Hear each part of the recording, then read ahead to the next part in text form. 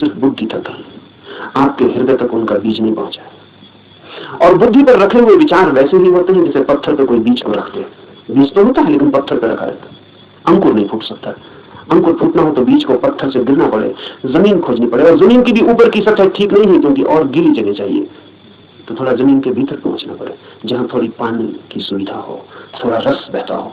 बुद्धि पर पत्थर की तरह बीज रख जाते हैं, हृदय तक जब तक न गिर जाए तब तक गीली जगह नहीं मिलती। हृदय में थोड़ा रस रहता है, थोड़ा प्रेम, वहां थोड़ा पानी, वहां कोई बीज गिरे तो अंकुरित होता है, नहीं तो कभी अंकुरित नहीं होता। जिज्ञासु व्यक्तियों के पास बहुत कुछ होता है लेकिन पत्थर पर रखे हुए बीजों की बात है। जमीन भी ज्यादा दूर नहीं होती लेकिन थोड़ी यात्रा भी मुश्किल है, चलना बिल्कुल नहीं है तो पत्थर पर भी बीज रखा रह जाता है। इतनी यात्रा तो करनी ही पड़ेगी कि बीज पत्थर से नीचे गिरे, जमीन पर आए, जमीन में जगह खोजे, थोड़ी गीली भूमि को पाए, थोड़ा छिप जाए अंधेरे में। ध्यान रहे, जगत में जो भी जन्म पाता है वो गहन, मौन, एकांत, अंधेरे को चाहता है। बुद्धि में तो जितनी चीजें रखी हैं वो सब खुले प्रकाश में रखी हैं, वहां अंकुर नहीं होते। हृदय है, आपके भीतर गीली जमीन है छिपी हुई, वहां कुछ पैदा होता है। इसलिए जो सिर्फ जिज्ञासा से जीते हैं वे विद्वान बन जाते हैं,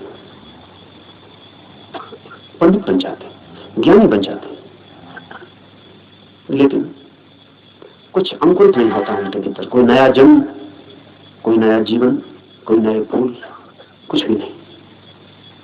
एक और जिससे संबंध है हमारा, एक और भी दिशा है खोज की, उसे हम कहते हैं मुमुक्षा। जानने की फिक्र नहीं है, जीने की फिक्र है। जानने की फिक्र नहीं है, होने की फिक्र है। ये सवाल नहीं है कि ईश्वर है, सवाल यह है कि क्या मैं ईश्वर हो सकता हूं। अगर ईश्वर हो भी और मैं ईश्वर न हो सकूं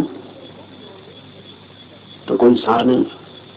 सवाल ये नहीं है कि मोक्ष है, सवाल ये है कि क्या मैं भी मुक्त हो सकता हूं। अगर मैं मुक्त हो भी ना सकूं और मोक्ष हो भी कहीं तो क्या अर्थ है। ये बात नहीं है कि आत्मा है भीतर या नहीं, हो या ना हो। सवाल इसलिए यह है कि क्या मैं आत्मा हो सकता हूं।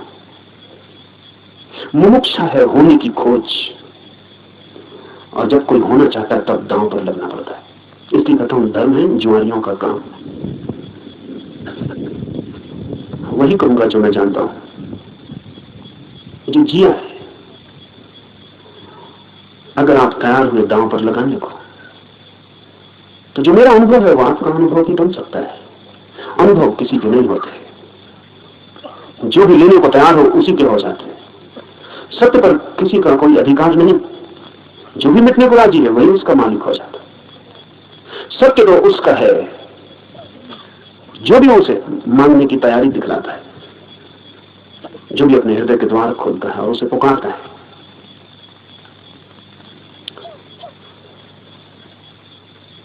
इस उपनिषद को इसीलिए चुना है।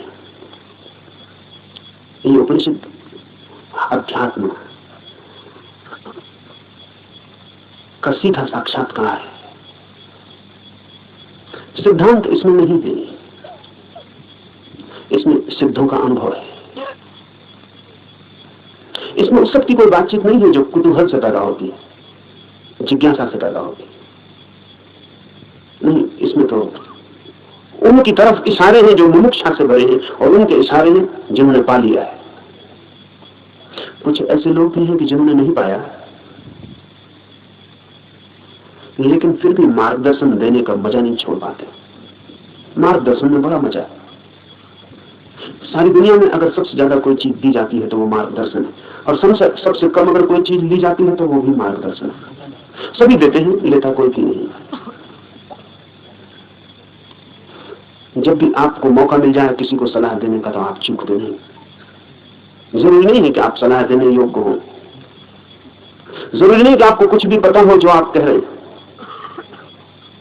लेकिन जब कोई दूसरे को सलाह देनी हो तो शिक्षक होने का मजा छोड़ना बहुत मुश्किल हो जाता है। शिक्षक होने में मजा क्या है, आप तत्काल ऊपर हो जाते हैं मुफ्त में और दूसरा नीचे हो जाता है। अगर कोई आपसे दान मांगने आए तो 2 पैसे देने में कितना कष्ट होता है, क्योंकि कुछ देना पड़ता है जो आपके पास है। लेकिन सलाह देने में जरा भी कष्ट नहीं होता, क्योंकि जो आपके पास है ही नहीं उसको देने में कष्ट क्या है। आपका कुछ खो नहीं रहा है, बल्कि आपको कुछ मिल रहा है। मजा मिल रहा है, अहंकार मिल रहा है। आप भी सलाह देने की हालत में हैं आज, और दूसरा लेने की हालत में। आप ऊपर हैं, दूसरा नीचे है। इसलिए कहता हूं कि इस उपनिषद में कोई सलाह, कोई मार्गदर्शन देने का मजा नहीं है, बड़ी पीड़ा है। क्योंकि उपनिषद का ऋषि जो दे रहा है वो जान के दे रहा है, वो बांट रहा है कुछ बहुत हार्दिक, बहुत आंतरिक। संक्षिप्त इशारे हैं लेकिन गहरे हैं, बहुत थोड़ी सी चोटें हैं लेकिन प्राणघातक है। और अगर राजी हो तो तीर सीधा हृदय में चुभ जाएगा और जान लिए बिना में रहेगा, जान ही ले लेगा। इसलिए थोड़ा सावधान, थोड़ा सचेत, क्योंकि ये सौदा ही खतरनाक है। इसमें पागल हुए बिना कोई मार्ग ही नहीं है, इसमें अपने को मिटाए बिना पाने का कोई उपाय ही नहीं। यहां तो खोने वाले ही बस पाने वाले बनते हैं। और इसीलिए इस उपनिषद को भी चुन लिया है। ऐसे तो सीधा ही आपसे कह सकता हूं, कोई कारण इस उपनिषद को चुनने का नहीं है, बहाना, आड़। क्योंकि तीर सीधा मारो आदमी बच सकता है, उपनिषद की आड़ से थोड़ी सुविधा रहेगी, इसलिए चुन लिया है कि आपको ऐसा भी पता नहीं लगेगा कि मैं कोई सीधे ही आपको तीर मारूं। तो बचने का जरा उपाय कम हो जाता है। सभी शिकारी जानते हैं कि थोड़ी आड़ से शिकार ठीक होता है। ये उपनिषद सिर्फ आड़ है और इससे कुछ लेना देना ज्यादा नहीं। जो मैंने जाना है वही कहूंगा, लेकिन उसमें और उपनिषद में कोई अंतर नहीं है, क्योंकि इस उपनिषद के ऋषि ने जो कहा है वो जानकर ही कहा है।